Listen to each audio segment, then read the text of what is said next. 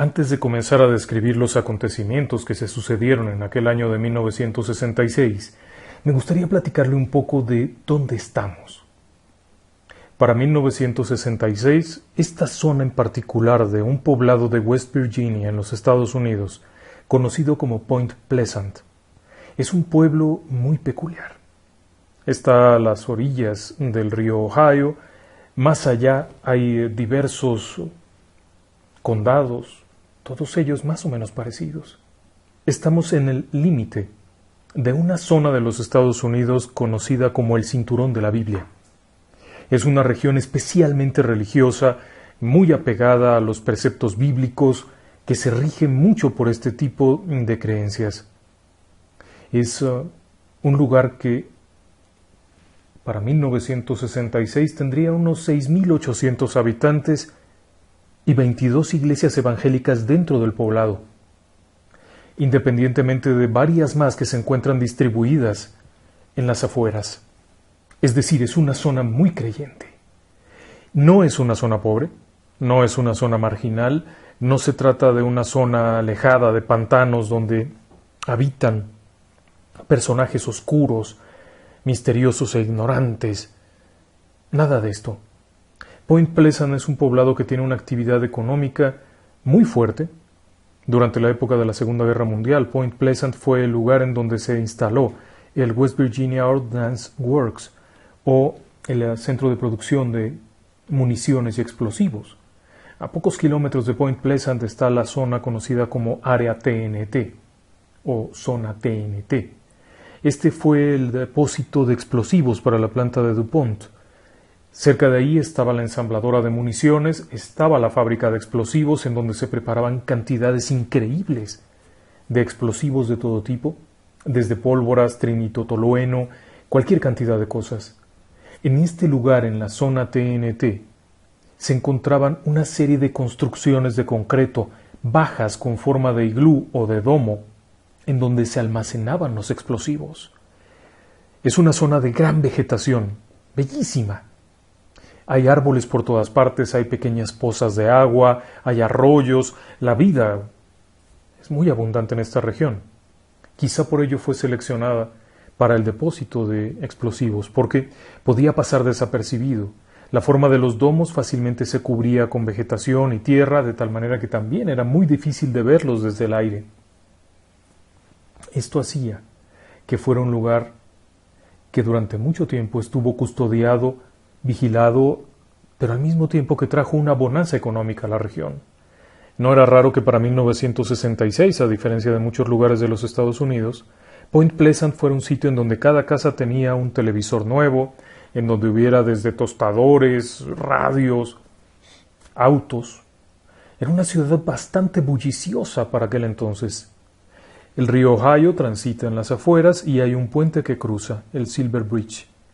Es un puente viejo, tiene muchos años de haberse construido, pero es el punto de cruce obligado para ir de un lado a otro, pasar por encima del río. De nueva cuenta, para 1966, un lugar que tiene 20 y tantas iglesias para 6.800 habitantes es un sitio muy religioso. Y es ahí en donde se teje esta historia. La historia saldría a la luz el 15 de noviembre de 1966. 4 chicos van viajando en un automóvil. Es un Chevy Bel Air 1957. No es nuevo, obviamente, es un coche que tiene unos 9 o 10 años, pero está muy arregladito. Han salido a dar una vuelta, porque realmente no hay mucho que hacer. Aun cuando el pueblo sea lo que usted quiera y sea muy próspero, la realidad es que había muy pocas ocupaciones, así es que los jóvenes solían salir a la carretera, a andar dando vueltas en su coche.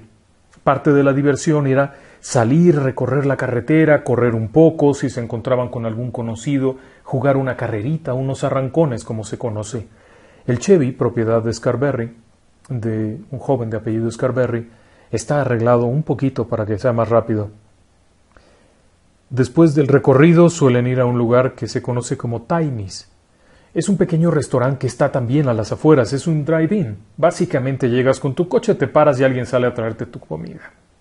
Es un lugar muy frecuentado por los jóvenes donde se estacionan, platican, ríen, gritan, le suben el volumen al radio. Es de señalar que no había estéreos impresionantes, eran radios, era una cosa muy rústica, pero bueno, era el punto de reunión y era la diversión. Es interesante cómo era la vida en aquel entonces, porque dentro de ese coche van 4 jóvenes, 2 varones y 2 chicas. Son parejas. Scarberry va junto con Linda, Roger Scarberry, que es su esposa, y los dos tienen 18 años. Es decir, que se acababan de casar y eran muy jóvenes. La otra pareja, los Mallet, también. Creo que él tiene 21 años y ella tiene 18.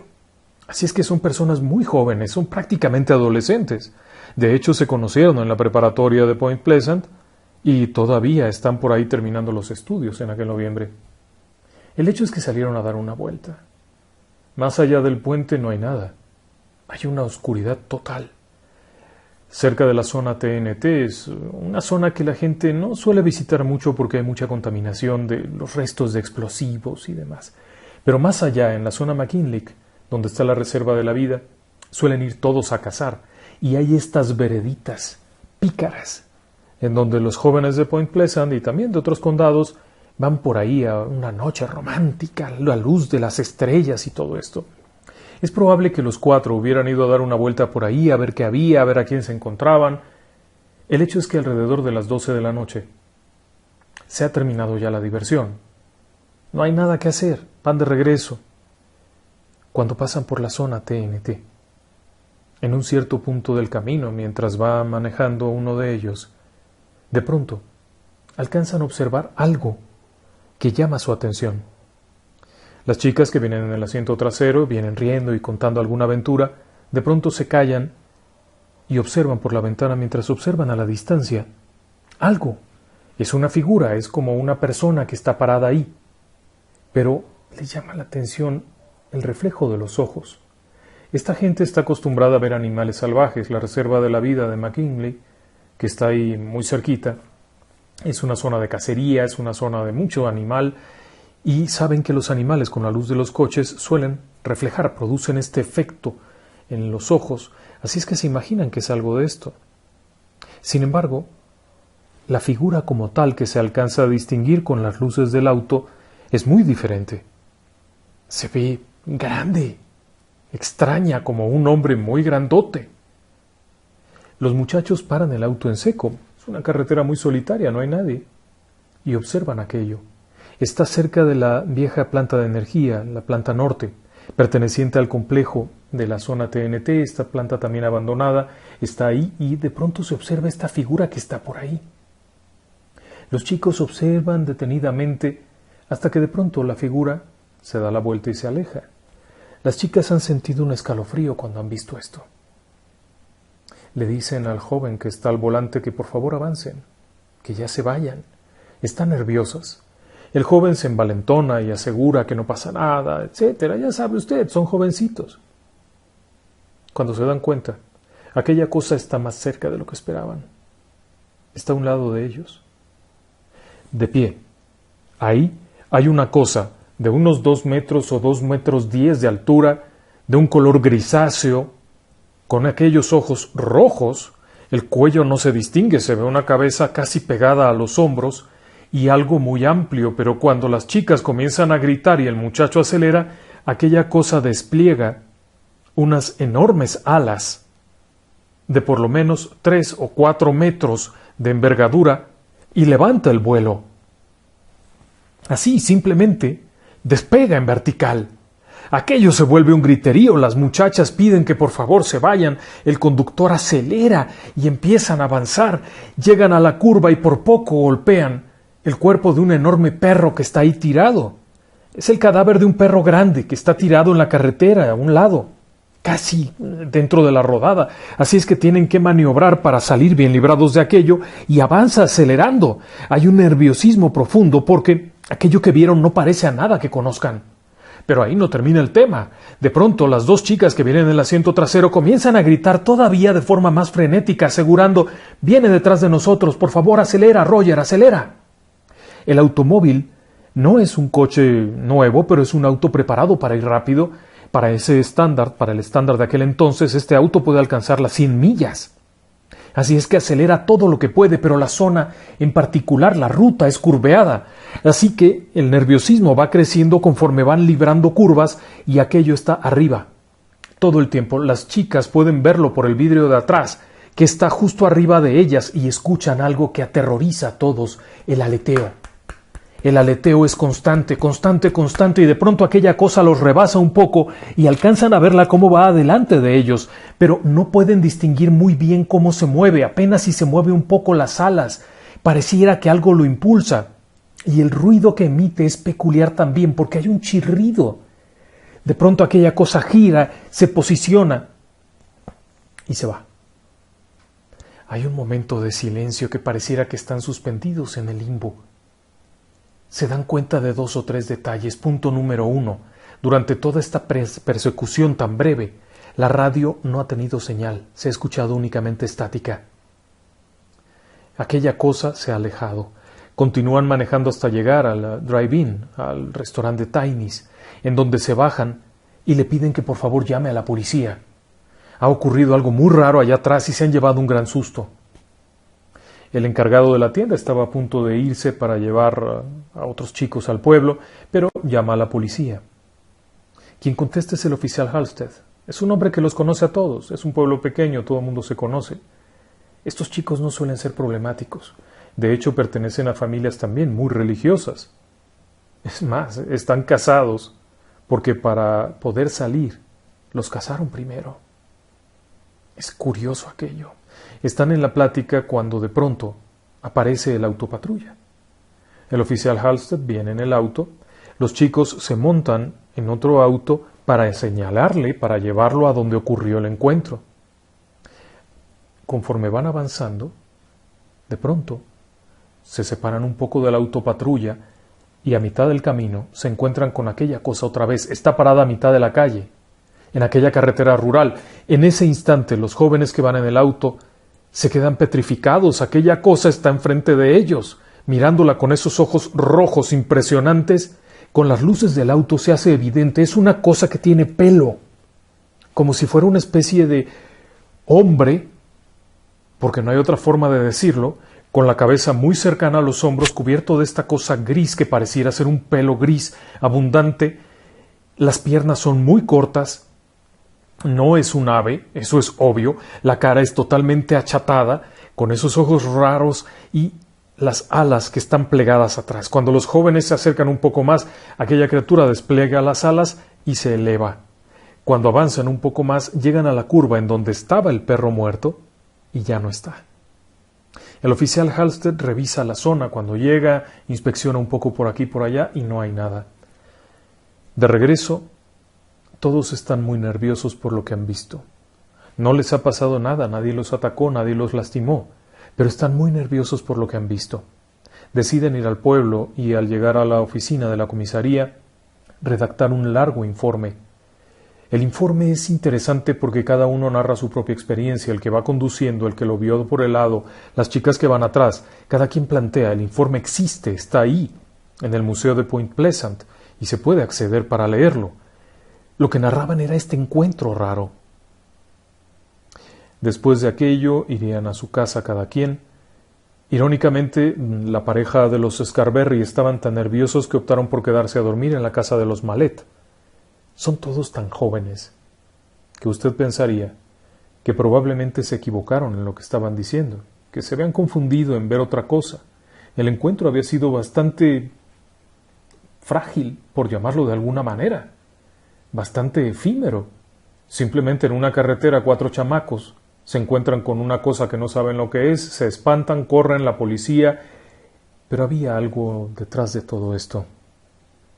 A la mañana siguiente, la policía de Point Pleasant, junto con la policía del condado, dan una rueda de prensa. Se había corrido el rumor de que algo había ocurrido. Es pueblo chico, infierno grande.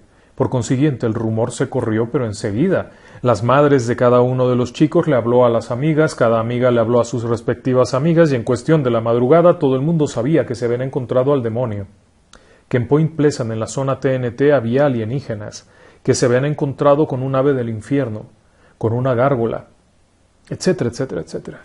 El hecho es que Los periódicos de la localidad publican un artículo. Tanto el Register como el Messenger y varios otros publican artículos de prensa hablando del encuentro de estos jóvenes. La noticia se volvería tan popular que incluso la AFP, por medio de su corresponsal en Point Pleasant, Mary Hare, harían un artículo internacional acerca del hombre polilla. En inglés, Mothman se refiere a eso, moth, polilla. Sin embargo, para la gente de habla hispana, para los latinos y en general las personas que hablan el castellano, polilla se refiere más a un comején o a una termita. Estos bichitos que se comen los sillones, las puertas, las maderas en general, más que a lo que se refiere aquí. Mothman se refiere a las maripositas que revolotean alrededor de las lámparas durante la noche. Estos bichitos que andan ahí aleteando alrededor de los focos.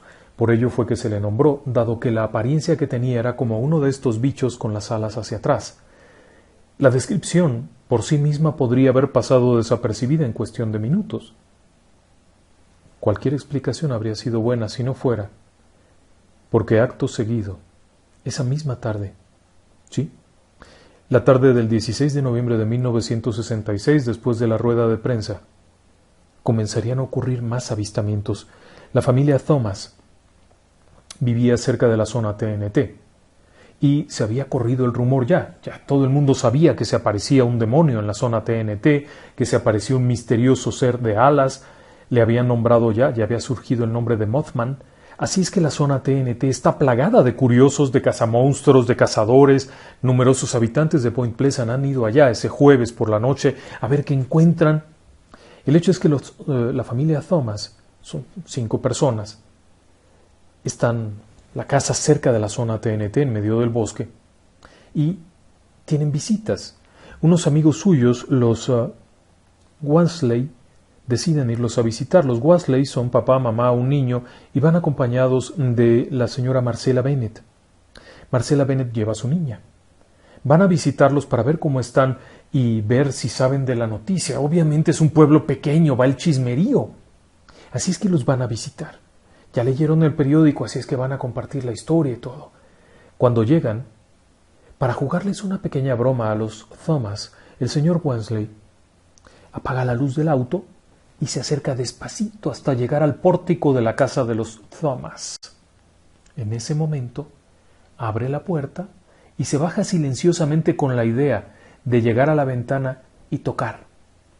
Jocosamente, como una broma, una tontería, vaya, de rancho.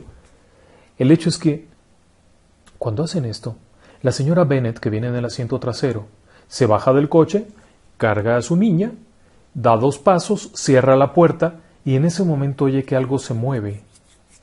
Atrás de ella, se gira para ver de qué se trata, instante en el cual algo que estaba acostado entre la hierba se levanta frente a ella y se le pone justo enfrente y es enorme.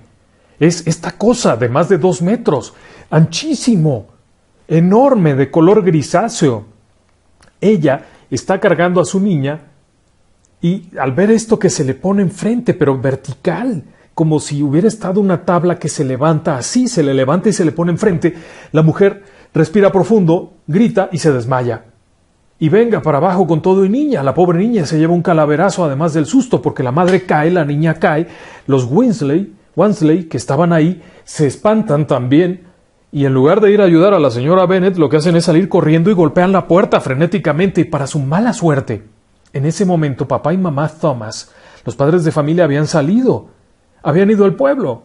Entonces adentro de la casa solo están los 3 chicos de los Thomas, que son 3 pequeños, que horrorizados están viendo aquello y comienzan a gritar. Nadie tiene un arma, nadie tiene nada con que defenderse.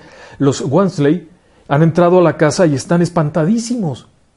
Le dicen a los niños que llamen a la policía, por favor, que llamen a la policía, porque aquella cosa está ahí. En ese momento, la señora Marcella Bennett, que estaba ahí desmayada, en medio de todo este ajetreo, están viendo cómo aquella cosa está parada junto a la mujer desmayada y a la niña que se está moviendo. La chiquilla está como jaloneando a la mamá, como tratando de despertarla horrorizada. Los Wansley se metieron a la casa cobardemente y ahí están, no salen. Están viendo este monstruo ahí. Imagínese usted la escena en medio de un bosque solitario, con todo apagado y aquella cosa ahí, la mujer ahí tirada. En un cierto momento cierran la puerta. Cierran la puerta y dejan afuera a Marcela y a la niña. En ese momento, al escuchar el golpe de la puerta, la criatura viene hacia el pórtico, en donde están ellos, y se asoma por las ventanas. Comienzan a ver estos ojos rojos extraños asomados por las ventanas, viendo a través de las cortinillas, momento en el cual la señora Marcela reacciona un poquito, se levanta, agarra a su niña que está toda maltratada y corre.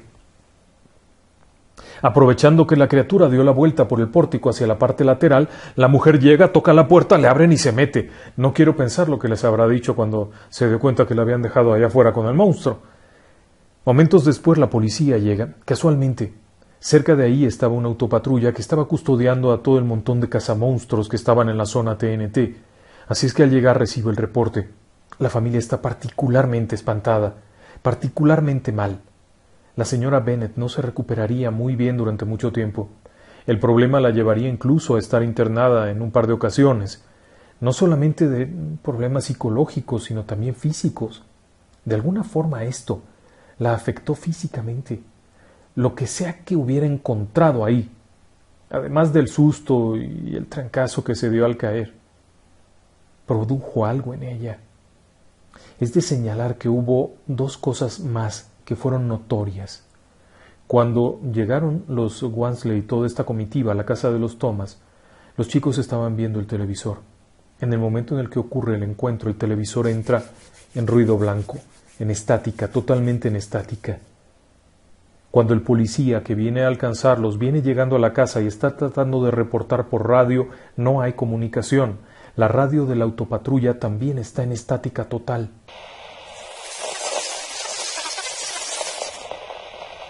Como sea, cuando el policía llega, la criatura aquella ya no está. El siguiente avistamiento sería unos días después, y así sucesivamente. Durante los meses siguientes habría un número elevadísimo de avistamientos. Personas por todas partes aseguraban ver esto. A la oficina de Mary Hare comenzaron a llegar numerosos reportes. Ella había publicado un artículo en el Messenger que había sido replicado en el Point Pleasant Register, que era otro periódico, y comienzan a llegarle cartas y reportes, llamadas telefónicas de personas que lo habían visto. Los avistamientos eran no solamente de noche y en lugares apartados, sino también de día. Uno de los casos más extraños fue el de la señorita Carpenter. Connie Carpenter, una chica de unos 18 años, devota religiosa, una mujer muy íntegra, muy trabajadora, con un novio muy querido con el que se iba a casar en poco tiempo.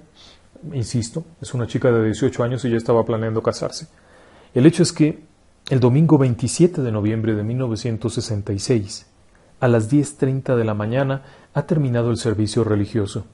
Connie, como la conocen sus amistades, monta en su auto y comienza a avanzar. Son las 10:30 de la mañana de un domingo.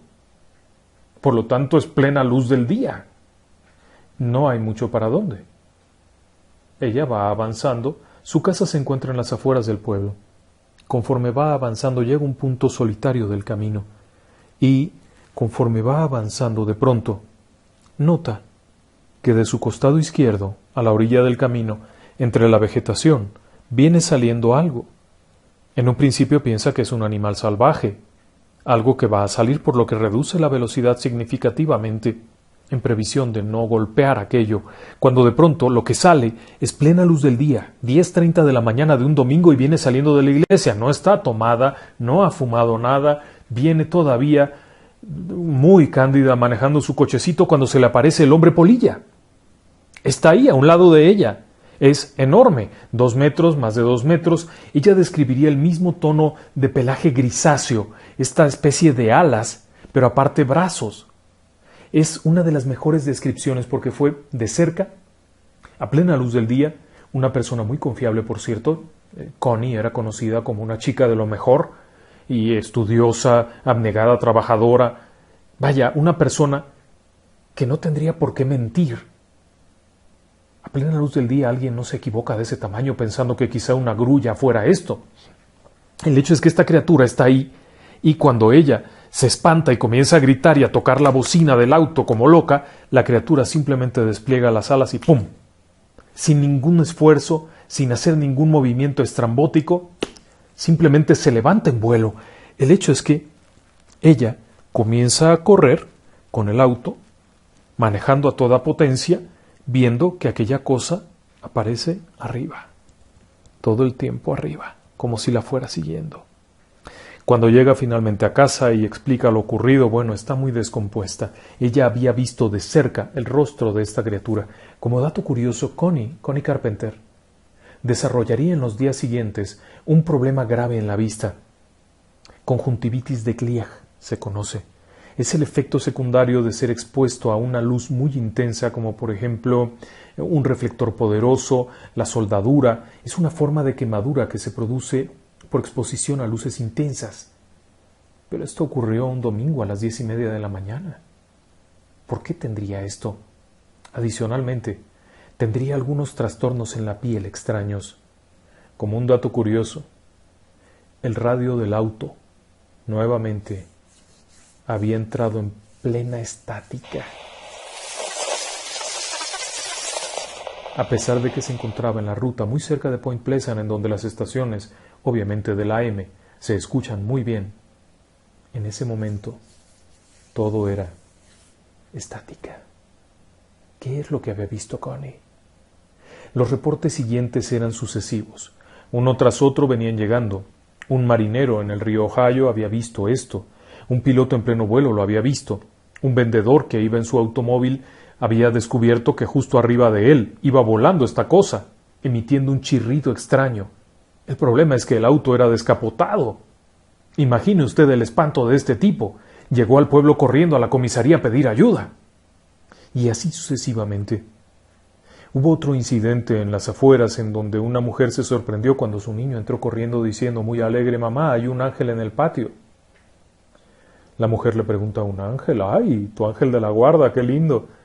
Bueno, es un poco diferente porque este es gris, tiene los ojos rojos y tiene pelo. El niño había descrito exactamente al hombre polilla. Cabe señalar que aquella mujer de las afueras de Point Pleasant no había dejado que el niño se involucrara con esto para evitar que tuviera pesadillas. El problema es que eso no le dijeron al hombre polilla y tuvo la mala idea de parecérsele.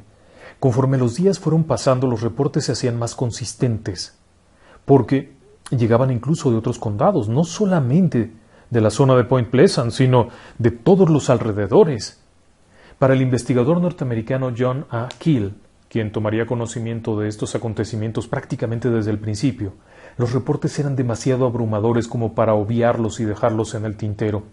Se trasladaría inmediatamente a Point Pleasant, en donde entrevistaría de primera mano a los testigos, no solamente a uno o dos, sino a todos los que encontró.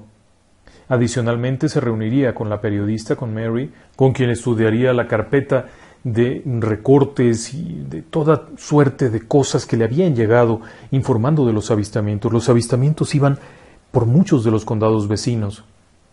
Es el momento en el que John Keel se da cuenta de que aquello además tenía un antecedente. ¿Sí? El primer avistamiento del hombre polilla no había sido el de los jóvenes aquella noche en la zona TNT, sino 3 días antes, en un lugar conocido como el cementerio de Clendenin, también en West Virginia. 5 hombres estaban trabajando en la construcción de una sepultura, estaban abriendo una tumba, o preparando una tumba, cuando de pronto, de entre la vegetación atrás de ellos, apareció esta criatura que en un principio pensaron era un ave. El problema es que conforme salió de la espesura se dieron cuenta que no era un pájaro ni nada conocido, sino una especie de hombre con alas. Los 5 sujetos estuvieron observándolo mientras aquello se alejaba torpemente, dando unos bamboleos raros, para después desplegar las alas y salir volando. Para evitar pasar penas en una región tan religiosa, evitaron mencionar el tema. ¿Sí? Aquellos 5 trabajadores lo vieron durante varios minutos, haciendo evoluciones tanto en tierra como en el aire, para después alejarse de ahí. Pensaron que sería una cosa muy tonta decirlo públicamente y que quizá hasta podrían ser acusados de haber estado bebiendo. No sé, no habría sido tan extraño si no fuera porque comenzaron a llegar otros reportes y entonces se animaron a contar su experiencia. También unos días antes, de hecho, una noche antes de que los jóvenes aquellos, Scarberry y Mallet, se encontraran con el Mothman, un hombre tuvo un episodio similar. La noche del 14 de noviembre de 1966, Newell Partridge estaba en su casa cuando observó algo que parecían ser unos ojos rojos, dos esferas rojas en medio de la vegetación afuera de la casa. Él abre la puerta para ver de qué se trata, camina un par de pasos y observa algo que se mueve en la vegetación y que escasamente alcanza a asomarse, como si fuera un hombre alto, con algún tipo de abrigo o algo que lo hace ver muy amplio, pero está parado allá. En el momento en el que él lo está observando y decide entrar a tomar una linterna o algo, su perro, el perro, Bandit, sale disparado para perseguir aquella cosa. El Bandit, o Bandit como le decían, era un perro pastor alemán, enorme. Tras salir en persecución de aquella cosa, de aquel ser, el perro nunca volvería. ¿Recuerda usted que los jóvenes aseguraban haber visto un perro grande tirado a mitad del camino? Bandit había sido despachado por el hombre polilla. De hecho, sería la única víctima. Durante todo este periodo de tiempo, en numerosos lugares cercanos, los reportes siguieron creciendo. Uno tras uno llegaban los reportes periodísticos, notas de prensa, informes, policías que habían visto esto mientras patrullaban la zona TNT. Pero paralelamente con el número de avistamientos del hombre polilla, comenzaron a surgir avistamientos de fenómenos ovni. Muchos, en un número increíble. De pronto, comenzaron a llegar reportes de personas que veían luces en el cielo, objetos cilíndricos, objetos discoidales, etc. También hubo algunos reportes de aves extrañas que correspondían muy bien con algún tipo de ave. No todos eran el hombre polilla, había una variedad de fenómenos alrededor. Pero conforme fueron disminuyendo los avistamientos del hombre polilla, creció el número de avistamientos de ovnis. Para 1967, los avistamientos del hombre polilla habían dejado de ser noticia. Prácticamente había desaparecido, no llegaban nuevos reportes. Escasos eran algunos que llegaban por ahí esporádicos de algo que podría ser el hombre polilla. Todo esto ocurrió hasta el 15 de diciembre de 1967, algo más de un año después del primer reporte oficial, cuando el famoso Silver Bridge, el puente que unía los dos extremos a las orillas del río Ohio, colapsó. Cercano a la Navidad, el 15 de diciembre, el viejo puente de acero, víctima de la corrosión y la falta de mantenimiento, colapsaba, provocando la muerte de 46 personas, que caían a las heladas aguas del río Ohio para encontrar la muerte. Aparentemente una combinación nefasta había acabado con todo. Por una parte, la constante falla de los semáforos. Sí, la falla de los semáforos era algo que nunca había ocurrido y de pronto comenzó a ocurrir. Los semáforos de pronto se ponían en verde y en rojo simultáneamente y habían provocado numerosos alcances. Esa tarde, varios automóviles habían tenido alcances a la salida del puente, lo que había provocado que se acumulara el tráfico encima de la cubierta. El peso, la falta de mantenimiento, lo viejo del puente, lo que usted quiere y mande, provocó que cayera completo llevándose a todas estas personas. 46 muertos. Sería el final de esta historia. Para muchos, la presencia del Mothman esencialmente era una forma de profecía. En realidad, no estoy muy seguro de que tenga ninguna relación, pero los acontecimientos siguientes son interesantes. Le voy a decir por qué. Connie Carpenter tendría un encuentro con unos misteriosos hombres que viajaban en un automóvil Buick 1949.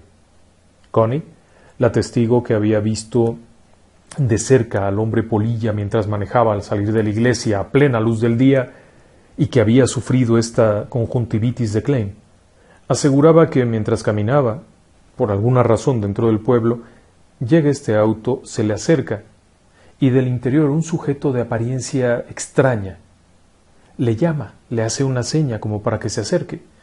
Siendo una persona amable y estando en su propio pueblo, no tiene ninguna desconfianza, por lo que se acerca pensando que quizá quieran alguna instrucción de cómo llegar a algún lado. Al acercarse, aquel sujeto alarga el brazo y la sujeta fuertemente y la intenta jalar hacia el interior. La chica se defiende, arañando, golpeando, pataleando y gritando, hasta que logra zafarse, momento en el que varias personas que están afuera logran observar esto y se acercan a ver qué está ocurriendo. Los dos sujetos que viajan en el auto aceleran y se van de ahí.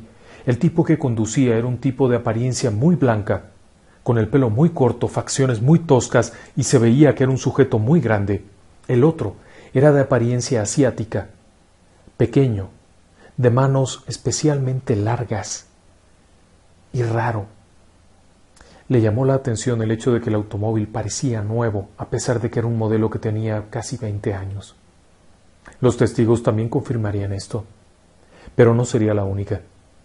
En cuanto a los Mallet y los Scarberry, la situación sería similar. Comenzarían a llegar llamadas telefónicas todo el tiempo, extrañas, y después vendría una visita muy peculiar. A ambas familias, a Scarberry y a Mallet, les tocaría vivir exactamente lo mismo. Una tarde, mientras están en casa, alguien toca la puerta. Cuando se acercan y abren la puerta, observan una pareja, son un hombre y una mujer. Son muy amables, excepto que la mujer casi no habla. Es una mujer pelirroja, muy blanca, que mantiene el perfil bajo y casi da la impresión de que se está cubriendo la cara, como para que no la vean. El hombre, sin embargo, habla con mucha propiedad, aunque de forma muy lenta, viste elegantemente de negro. Asegura estar ofreciendo un paquete fotográfico. ¿Paquete fotográfico? Sí. Prometen a la familia que cada año vendrán a tomar fotografías sin ningún compromiso. Es decir, si no las quieren pagar, no las pagan, pero si las quieren pagar, bueno, se las quedan. Los Mallet se sorprenden de aquello porque en ningún momento ellos habían buscado esto ni nunca había pasado nada. Como sea, se disculpan y cierran la puerta. A los Scarberry les pasaría lo mismo. Recuerde que Mallet y Scarberry son la pareja de jóvenes, aquellos chamacos casados que vieron la noche del 15 de noviembre al Mothman en la zona TNT. Irónicamente, nadie más en el pueblo fue visitado por los vendedores de fotografías, salvo Mallet y Scarberry. En cuanto a Connie, días después, volverían a tocar a la puerta de su casa. Connie Carpenter, que era una de las mejores testigos que habían participado en la investigación de John Keel, volvería a ver a este sujeto extraño quien golpeaba la puerta. No quiso abrir, por lo que aquel sujeto introduce un papel por abajo de la puerta y se aleja.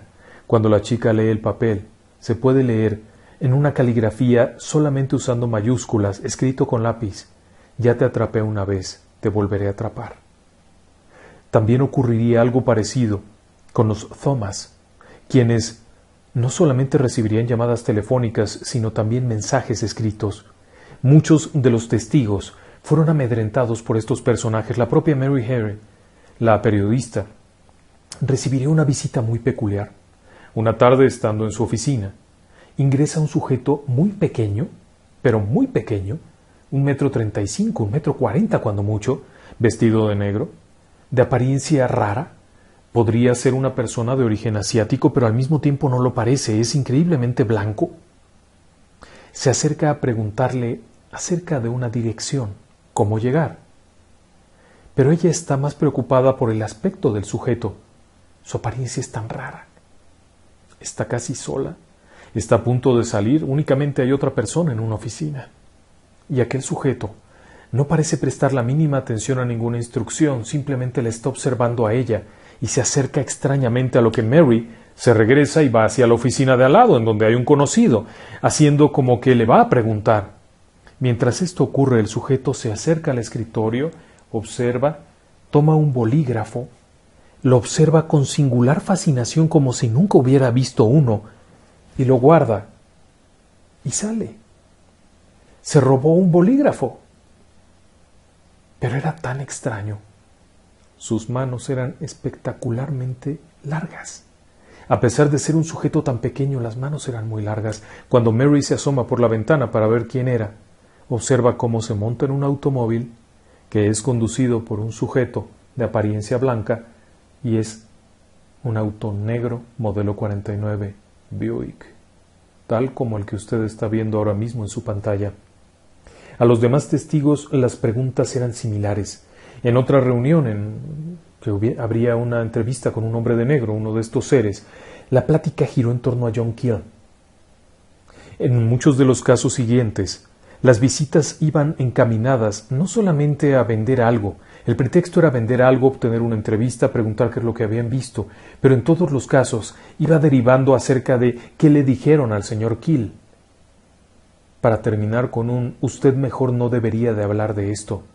Lo que usted vio, no lo platique, guarde silencio. Durante todo este tiempo, comenzó también una fiebre de llamadas telefónicas amenazantes, voces metálicas, interrumpidas, estática, fallas de los aparatos eléctricos. Con frecuencia, llegaban reportes a las tiendas de televisores arruinados, desde tostadores quemados, radios, aparatos recién comprados que simplemente estallaban sin ninguna razón. Justamente cuando estaba la visita de estos hombres de negro. Hombres y mujeres, porque cabe señalar que dentro de los casos relatados también había mujeres. Los fenómenos se fueron cerrando paralelamente con la desaparición de los relatos del Mothman. Y, tras la caída del puente del Silver Bridge, la historia terminaría y Point Pleasant volvería a la calma.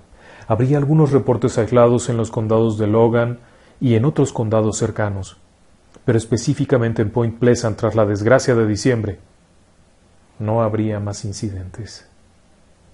Pero no son los únicos.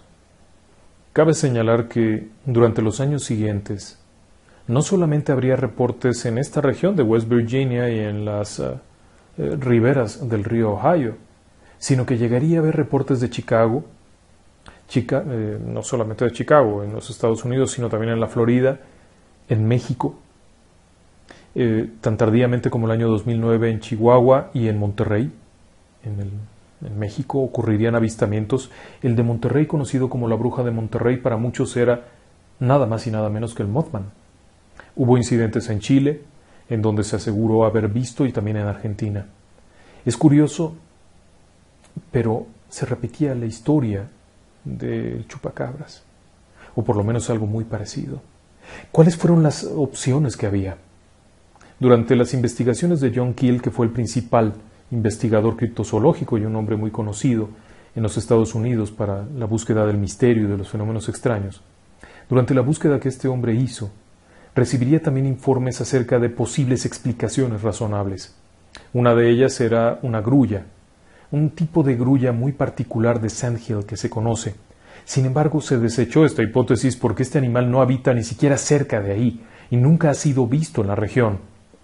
Se habló de que podía ser una variante de una lechuza, pero la lechuza más grande que había sido capturada en la zona tenía 80 centímetros de altura y apenas 2 metros de envergadura de alas. No correspondía. También se habló de que podía ser una simple confusión, un fenómeno de histeria colectiva, pero los testigos habían visto esto de forma clara durante el día. El caso de Connie Carpenter había ocurrido durante el día. El chico del auto, el vendedor con el auto descapotable, también lo había visto durante el día. Y otros testigos, los 5 hombres del cementerio, lo habían visto durante el día y mucho tiempo antes de que surgiera la fama. De hecho, el primer incidente ocurrió en la casa de los Lilly, a orillas del río, casi 2 años antes. ¿Por qué entonces habría una histeria colectiva? Entiendo que los que iban a cazar monstruos a la zona TNT pudieran, de alguna manera, pensar que había algo ahí, inventar historias, contarse relatos para tener alguna razón de estar yendo ahí en las noches. Pero los primeros testigos no correspondían a ese perfil. Como le digo, esta región era una región extraordinariamente religiosa, que de hecho durante los servicios dominicales se hablaba de la presencia del maligno. ¿Sí? Algo que es poco conocido es que los ministros interpretaron la presencia del Mothman no como un avistamiento ovni ni como un ser sobrenatural en el sentido de la criptozoología, sino más bien como el mismo demonio que estaba ahí por alguna iniquidad de la gente de Point Pleasant. Es su punto de vista peculiar. Pero como sea, el incidente ha permeado durante muchos años. 54 años después se sigue recordando. Ha habido películas, ha habido numerosos libros, hay mucha investigación detrás. Los testimonios resultaban bastante consistentes. Los chicos, los Mallet y Scarberry, declararían en numerosas ocasiones, fueron entrevistados y siempre declaraban lo mismo. Y no vendieron los derechos de ninguna película. Eran una pareja jovencitos, eran parejas muy jóvenes y seguirían viviendo en la zona.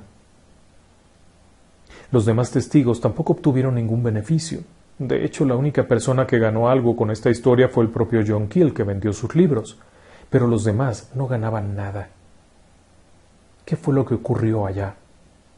Hoy en día, y viéndolo en una perspectiva diferente, el caso reviste un interés peculiar. Primero, porque el avistamiento inicial correspondía a un tipo de ser similar, por ejemplo, al hombre de la sonrisa estampada, cuyo video estrenamos por ahí hace unos días, y de hecho pertenece al mismo ciclo de Hopkinsville.